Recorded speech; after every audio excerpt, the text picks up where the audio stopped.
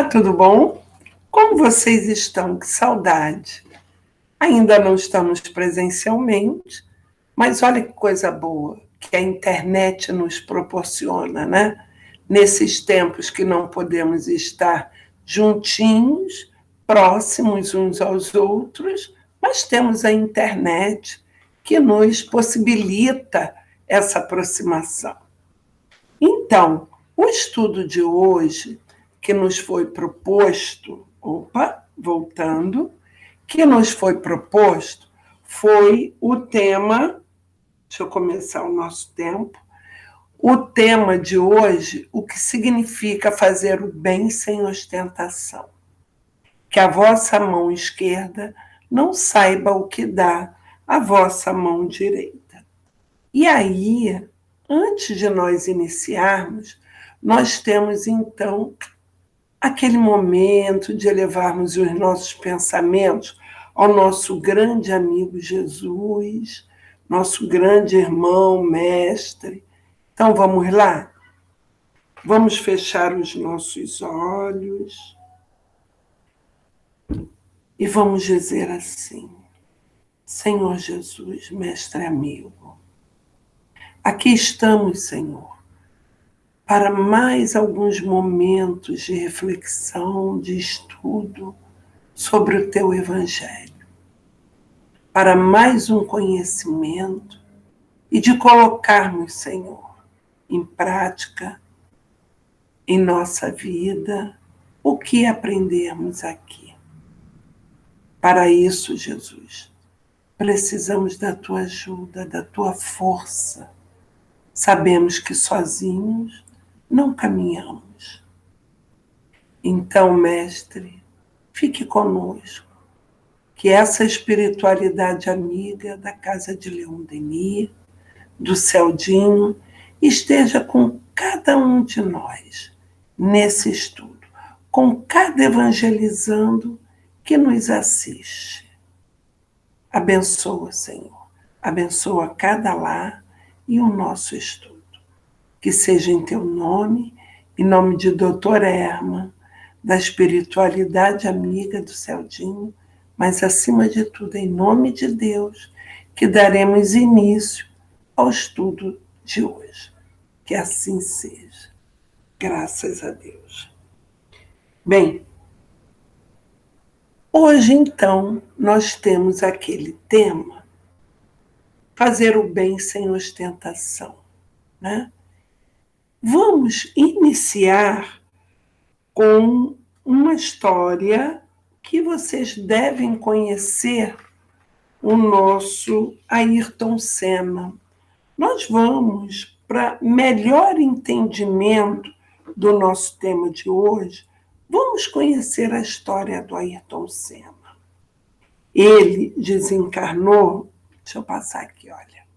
Ele desencarnou em 1994, no dia 1º de maio. Me lembro bem desse dia, eu estava assistindo a corrida, quando ele bateu com o carro e desencarna.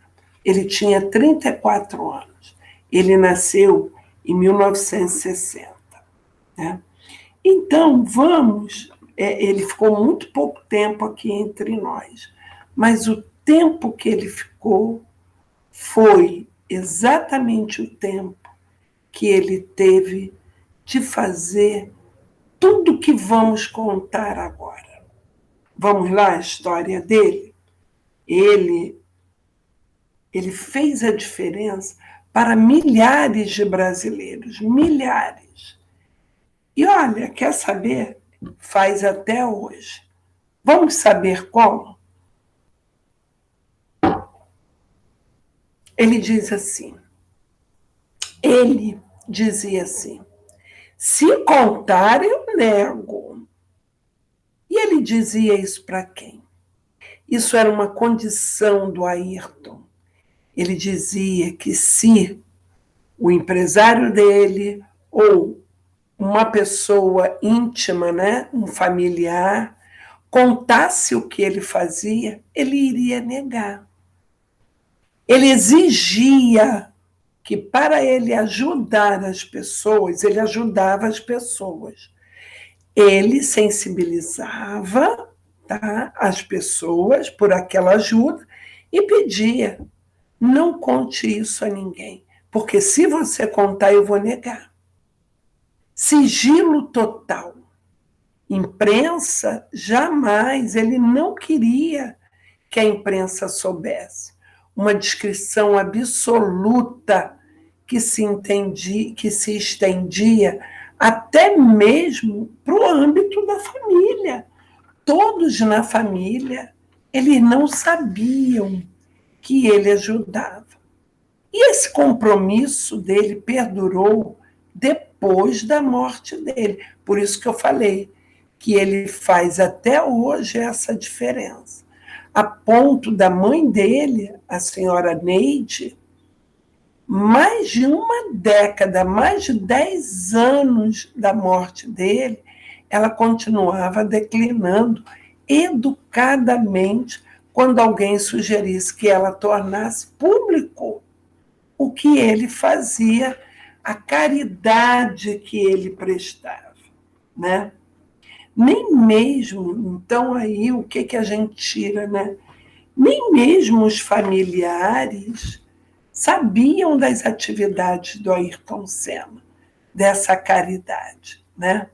Ele é respeitado mundialmente, até hoje. Até hoje ele é respeitado, né? Mas onde ele estava, onde ele se encontrava, lá estavam fotógrafos, imprensa, registrando todos os passos que ele dava. Ayrton Senna levou o nome do Brasil para o mundo inteiro, com muito respeito, né? Mas vamos continuar, tem mais aí a história dele. Aí está lá, olha só, Julian Jacob era o empresário dele. Ele não revelou valores, mas confirmou que ele, de tempos em tempos, ele costumava ligar de algum lugar do planeta, porque ele não parava num lugar só. Ele tinha que estar no mundo. E ele ligava para o empresário e pedia que doasse dinheiro para as instituições ou pessoas. Durante o conflito, a guerra na Bósnia, nos anos 90, foi muito triste ali. O Senna ligou para ele, o Senna se sensibilizou, ligou para o Julian para que ele ajudasse as crianças vítimas da guerra. Não eram brasileiras, mas ele não via a nação, ele via o sofrimento daquelas crianças. E ele falava assim: não conta isso para o Fábio, hein? E quem era o Fábio? Fábio era um primo dele que tratava dos negócios, da parte financeira. Ele tinha um empresário que cuidava da carreira e tinha o primo Fábio que cuidava da parte financeira. Então, o Julian, ele não podia contar para o Fábio. E quando ele ligava para o Fábio, o Fábio recebia uma ordem do Senna para mandar dinheiro para alguma pessoa ou instituição. Ou seja, as mesmas ligações que ele fazia para o Julian, para algumas pessoas ou para algumas instituições, ele também fazia para o Fábio. E o que ele falava para o Fábio? Não conta para o Julian. Então, nenhum nem outro sabiam das doações, das atitudes do Ayrton Senna. Mas vamos continuar. Todas as pessoas íntimas do Ayrton guardavam a mesma impressão. Ayrton detestava a possibilidade dos seus gestos de caridade serem interpretados, mal interpretados, né, como promoção pessoal. Tipo assim, eu dei, preciso aparecer, né? Ele não queria isso. Ele detestava essa ideia. Por isso, poucas pessoas souberam que depois de uma reunião com o Sena no seu escritório em São Paulo, no início lá dos anos 90, diretores da APAE, do Hospital do Câncer e da AACD receberam cada um US$ 100 mil, não para eles, óbvio, mas para as instituições. Porém, nem todos três conseguiram ficar em silêncio sobre a generosidade do Ayrton Senna. Vemos aí que nem todas as pessoas mais íntimas, como o Julián e o Fábio, que viviam assim com ele, muito ligado, né? Íntimas do dia a dia, sabiam de tudo. Ele não só se preocupava com o Brasil, como eu falei, como com crianças do mundo. Ele se preocupava com o mundo, né? Lá na Bósnia, que teve uma guerra de 92 a 95, uma guerra muito triste, muito sangrenta. O Senna nem viu o final dessa guerra, porque o Senna desencarnou em 94. Ele ajudou aí, como nós vimos, a APAE, o Hospital do Câncer, a ACD. A APAE, ela atende crianças até hoje. Ela nasceu em 1954 e ela atende crianças com síndromes, síndrome de Down, outras síndromes também, e crianças necessitadas. E a APAE depende da ajuda de voluntários, né? O Hospital do Câncer, ele ajudou, a ACD, para conhecimento de vocês, a ACD, ela nasceu em 1950 e ela depende também do voluntariado. O que quer dizer isso? Associação de Assistência à Criança Deficiente.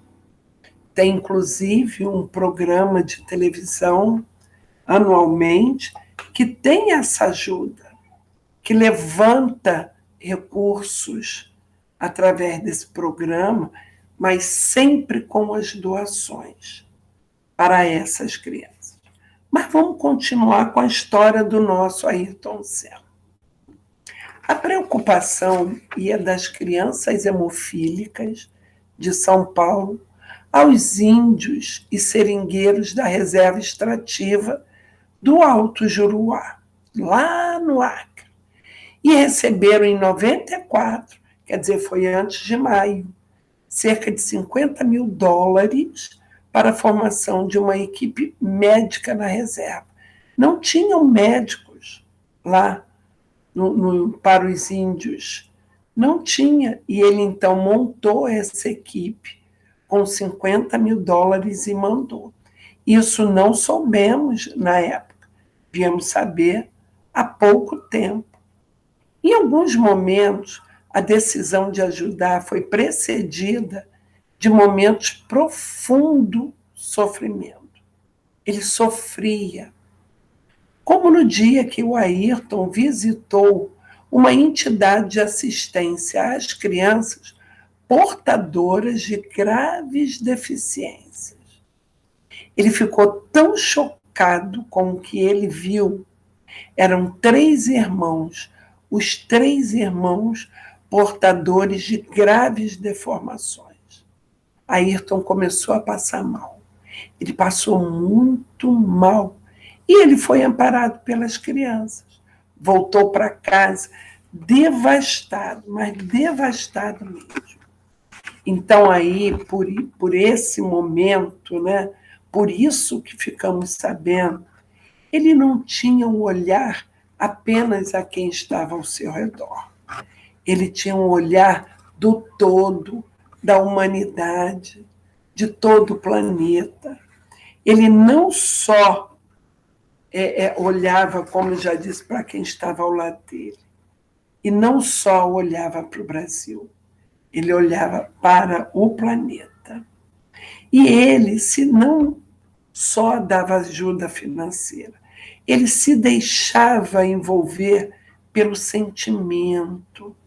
Ele não apenas fazia aquele depósito de dinheiro, ele queria ver, ele queria levar uma palavra, um carinho, uma atenção para essas crianças. Então ele ia lá no local, sempre que podia, visitar essas crianças, saber como elas estavam.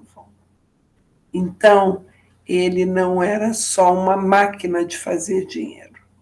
Ele não era só aquela doação material. Ele levava sentimento, carinho e atenção para eles. Mas vamos continuar, que tem mais. A reação do filho da dona Neide, que é o Sena, não surpreendeu a dona Neide quando ele chegou em casa passando mal. Ela disse que desde o Sena menino, desde a infância, ele já demonstrava um sentimento genuíno de compaixão pelos desfavorecidos. Como no dia em que um dos meninos pobres que moravam perto da sua casa, lá em Santana, São Paulo, bateu a porta. Era um Natal, no final dos anos 60. Dona Neide descobriu, nas palavras do menino, que o Ayrton tinha cuidado do presente do menino. O que o Ayrton fez? Pelas palavras do menino, a dona Neide viu. O menino virou e falou: vim buscar a bicicleta. Então o Ayrton, menino, no final dos anos 60, ele tinha no máximo 9 anos. Ele cuidou de dar uma bicicleta para um menino pobre que não tinha condições de ter aquela bicicleta, de ter um presente. Então ele providenciou. Então, já lá na infância, já se via o ser benevolente e caridoso que era o Ayrton. Então, aí foi uma história do Ayrton, que um pedacinho da história dele. Ele viveu 34 anos, teve um bom feito e continuou tendo, porque o Instituto Ayrton Senna ainda segue com os bens materiais do Ayrton, segue ajudando milhares de crianças. Né?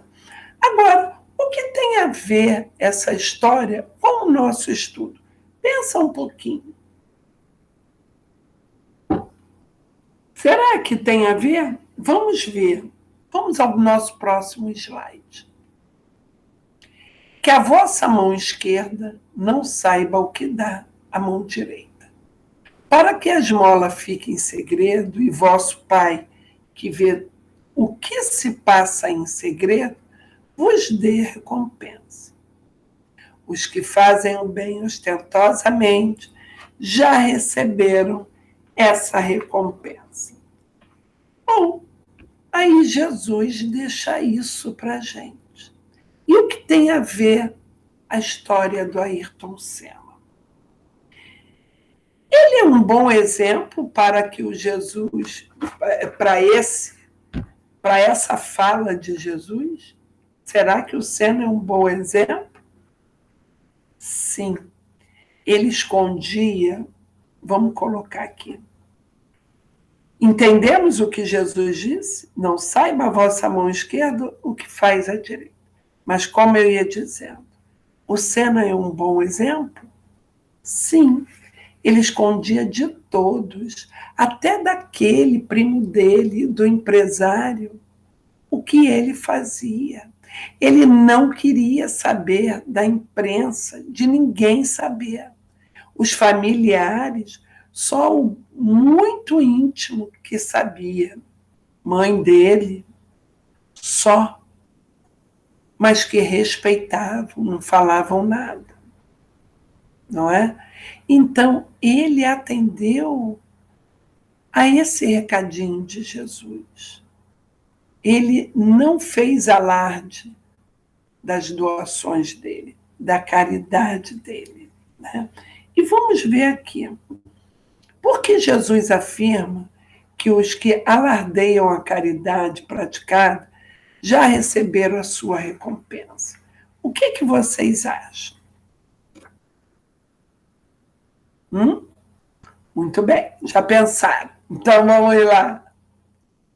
O Ayrton Senna, ele não queria nitidamente, segundo seus parentes, que sabiam, né, no caso a mãe dele, não sei se o pai sabia ou não tem essa informação, que ele não queria promoção pessoal. Falou. Ele não queria de jeito nenhum aparecer, porque seria uma promoção pessoal. E ele não queria isso, ele não precisava disso e não queria, desde a infância, porque nós percebemos que a mãe dele não sabia que ele tinha dado a bicicleta para um menino pobre que bateu lá. A mãe percebeu pela palavra do menino. Então vemos aí que isso era dele. Ele realmente não queria. Ele realmente estava atendendo a essa fala de Jesus. Ele conhecia essa fala de Jesus? Nós não sabemos, mas ele já estava atendendo a Jesus. E com certeza Jesus ficou feliz com isso, né? Ele não queria nada em troca. Ele demonstrou, né, isso desde criança. E por que Jesus respondeu que as pessoas que queriam ostentar, alardear, falar assim, olha, eu sou boazinha, eu sou caridosa, que essas pessoas já receberam a recompensa aqui? Muito bem, por que Jesus falou nisso? Pensou? Então vamos lá. Tem pessoas que elas querem, fazem, né, a caridade e sempre esperam um holofote, sempre espera que alguém veja, sempre quer receber um elogio, sempre quer dizer assim, olha como eu sou bom. E o que os espíritos falam para a gente? O que a espiritualidade diz? Que Deus leva em consideração tudo o que fazemos. Se algum de nós, mesmo querendo elogio, faz uma doação, ajuda alguém, é bem visto. Só que a recompensa já veio, recebeu elogio, foi falado, olha, os aplausos, ele é caridoso. Isso é o que a espiritualidade amiga diz. Que essa recompensa é exatamente esse elogio que retorna. E quando, por exemplo, Ayrton Senna, ele fazia e não contava. Então ele não recebia recompensa nenhuma material ou de outra pessoa. A recompensa dele, com certeza, é de Jesus e é do Pai. Porque eles, com certeza, devem, assim, ter ficado muito satisfeitos com a generosidade dele. Bom, agora, depois de tudo isso, do Ayrton Senna, do que nós falamos aqui, que já falamos o conteúdo do nosso estudo, que é o que estamos trabalhando, né? Vamos começar a refletir a nossa realidade, o nosso momento, esse momento que estamos vivendo no Brasil. Refletindo, parando para pensar. Pensaram no Brasil de agora? No Rio de Janeiro, nesse momento de pandemia, pensamos? Vamos lá. Olha o que nós encontramos em alguns jornais de hoje que eu digo, de 2021. trazendo a realidade para dentro, nos chamando a atenção, né? Muito triste. Olha só. Lá em Brasília, no jornal sai desgovernado devido à pandemia da Covid-19, Brasil mergulha na pobreza. Pobreza triplica agora já na Rede Bandeirantes. Pobreza triplica no país durante a pandemia e passa a atingir 27 milhões de brasileiros. Dia após dia, a comida está sumindo do prato dos brasileiros. Triste, né? Desemprego no Rio de Janeiro bate recorde histórico e atinge 1.600.000 no trimestre, no primeiro trimestre desse ano, aponta a IBGE. Taxa de desemprego fluminense foi a quinta maior do país. Então, nós estamos com uma taxa de desemprego muito grande, mas ainda tem 4 estados que estão à frente do Rio de Janeiro. Olha que triste. Então, a fome está grande. Em um ano de pandemia, 316 mil pessoas a mais passaram a procurar emprego no Estado. E aí, meus amiguinhos, vamos parar para pensar. Será que nós temos alguma coisa a ver com isso? Será que nós temos algum dever? O que nós podemos fazer? Pensando nas palavras de Jesus. Olha o que tem acontecido muito nas ruas, não só do Rio de Janeiro, mas do Brasil, quiçá do mundo, mas vejo mais nesse momento aqui no Brasil. E vamos falar de Rio de Janeiro, que está ao nosso alcance. Vemos aí algumas imagens. Essa primeira imagem, alguém muito triste, que cai com a sua malinha, não tem mais onde morar, perdeu o emprego e fica ali. Para onde ele vai? Ficou na rua. E aí ele vai pedir, e pede, por favor, algo para que ele possa se cobrir do frio, para que ele possa comer, para que ele possa viver. E vai para a rua, e ali ele dorme, alguém já lhe dá uma coberta, e ali ele fica. Quantas situações iguais a essa nós vemos? Muitas, né? É triste, meus amiguinhos, mas são muitas. E o momento é nosso, é de todos. Esse momento desse irmão é de todos nós, principalmente após o que acabamos de refletir com as palavras de Jesus. Somos irmãos. Jesus, que é o nosso grande amigo, mestre, aquele que nos socorre. Vamos colocar aqui. Temos o dever de auxiliar o próximo? Como devemos agir para auxiliar o próximo, né? Então, voltando às palavras lá de Jesus, como nós já vimos, né? Ele é o nosso grande amigo. Ele é aquele que está ao nosso lado, nos ensinando, nos socorrendo. E às vezes nos socorre em momentos que nós estamos felizes. E ele vem e nos socorre. Sabe o que ele falou em um outro momento no Evangelho? Nós encontramos que quando vestimos, ou damos de comer, ou de beber, ou damos um abrigo a um necessitado, é a ele que estamos fazendo.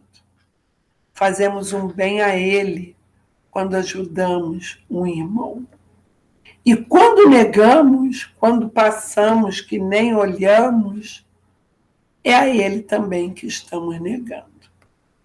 Quando esse socorro que nos é pedido, como aquele bonequinho, é a Jesus que estamos negando. E aí nos perguntamos, como devemos agir? Como devemos agir, no caso, as crianças? Como as crianças devem agir se ela ainda não tem condições financeiras? Ela não trabalha. Aí vocês podem pensar, eu não tenho dinheiro, não ganho, não trabalho, não posso ajudar. Vamos pensar um jeito de ajudar? Nós temos amigos e familiares em que podemos pedir ajuda.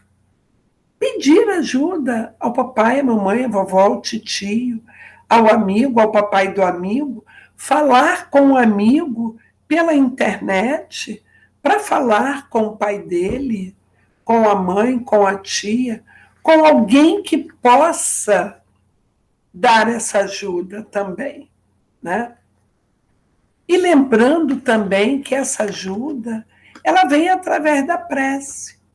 Então você pode ajudar sensibilizando outras pessoas que possam ajudar materialmente, mas você pode ajudar com a prece, pedindo para esses irmãos que eles encontrem um abrigo, que eles encontrem forças para continuar lutando, vivendo, lutando. Né? Vamos dar um sorriso, cumprimentar, dar um bom dia. Imagina, vamos pensar no nosso CELD. O nosso CELD, ele ajuda. O que ele nos traz? Ele tem uma obra social. Vamos ver como acontece na obra social.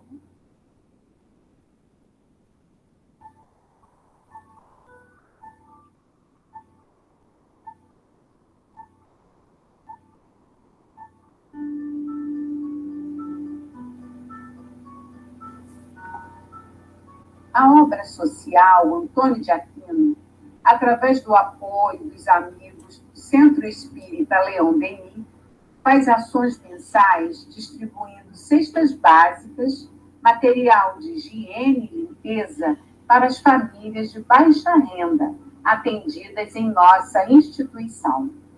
Sua colaboração é muito importante para a manutenção deste trabalho de solidariedade ao próximo. Entre em contato conosco através das mídias sociais e saiba como participar.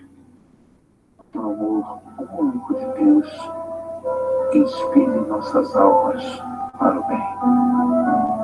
Antônio de Aquino. Então vimos aí, com a voz do tio Altivo, né?